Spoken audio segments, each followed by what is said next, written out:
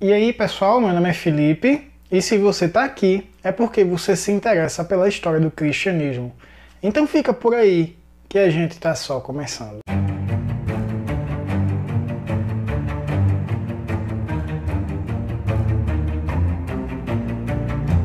E hoje vamos dar continuidade à série que iniciamos no vídeo passado, a série sobre as controvérsias da igreja.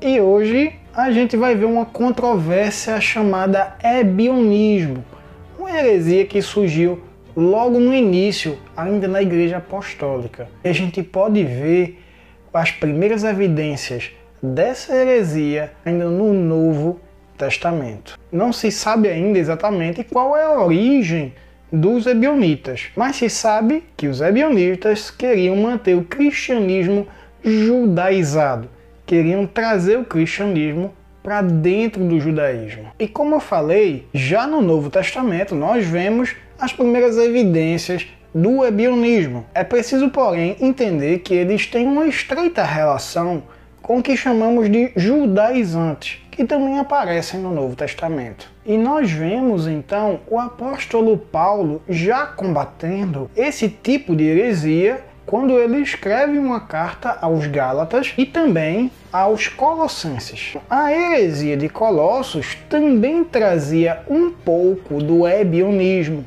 um pouco das questões mais judaicas. Então era uma mistura tanto de alguns aspectos do gnosticismo, quanto também alguns aspectos do ebionismo. Então, para os ebionitas, Cristo tinha apenas sido separado como um ser humano comum, como qualquer um de nós, mas que tinha alcançado de alguma forma o favor divino, ficando isso muito claro a partir do seu batismo. Ali no batismo se entende que ele foi possuído pelo Espírito Santo, como por exemplo eram os profetas do Antigo Testamento, que também eram possuídos pelo Espírito de Deus. Embora os ebionitas acreditassem que Jesus tenha sido superior aos profetas, eles não entendiam que Jesus era compreendido como Deus. Então os ebionitas viam Jesus como um ser abaixo do que ele realmente era.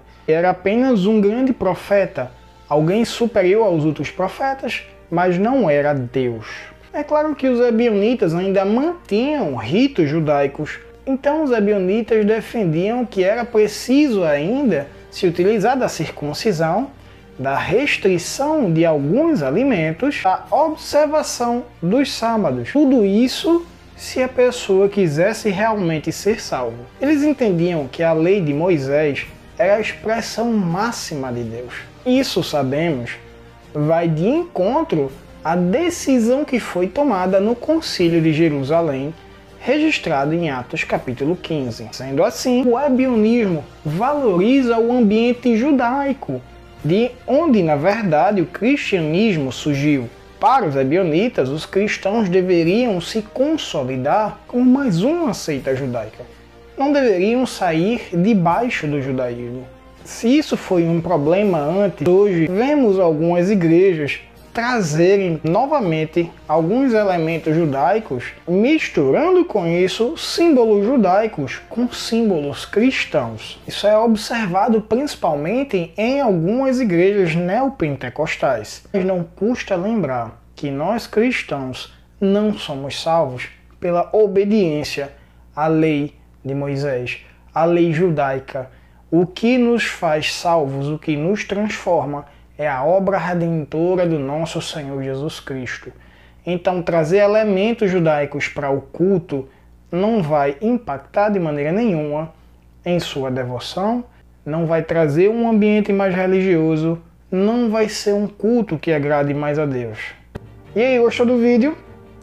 Então não se esquece de dar o teu like, de comentar o que você achou e se você tiver alguma dúvida, e se inscreve no canal.